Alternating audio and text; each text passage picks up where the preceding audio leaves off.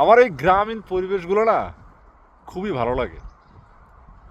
ধরেন আপনার কি সুন্দর সাজানো গুছানো বাড়ি, ধান ক্ষেত, ছোট ছোট বাড়ি, পাহাড়, পরিবেশ, মানুষের বসবাস, এগুলো আমার কাছে খুবই, এই যে ধান কাটার যন্ত্র, কি সুন্দর তাদের পরিবেশগুলা। তো এটা আমার কাছে খুব ভালো লাগে। মাঝে মাঝে আসি, এখানে বসি, ঘোরাফেরা করি। এটা হচ্ছে কোরিয়ান গ্রামীণ জায়গা, গ্রাম যেটাকে বলি আমরা। অবশ্যই এটা বাংলাদেশের গ্রামের মতো না, কিন্তু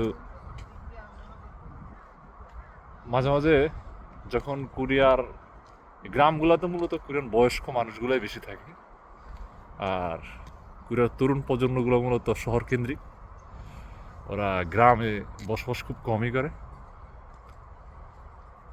তো খুব ভালো লাগে এই পরিবেশগুলো, আমার কাছে খুব ভালো লাগে। এই হচ্ছে হাইওয়ে, এখান থেকে মাত্র 10 মিনিট হচ্ছে শহর।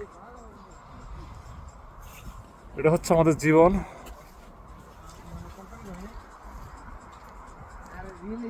অনেক সুন্দর সুন্দর বাড়ি, অনেক সুন্দর সব ডুপ্লেক্স, অনেক সুন্দর সুন্দর বাড়ি করছে এরা।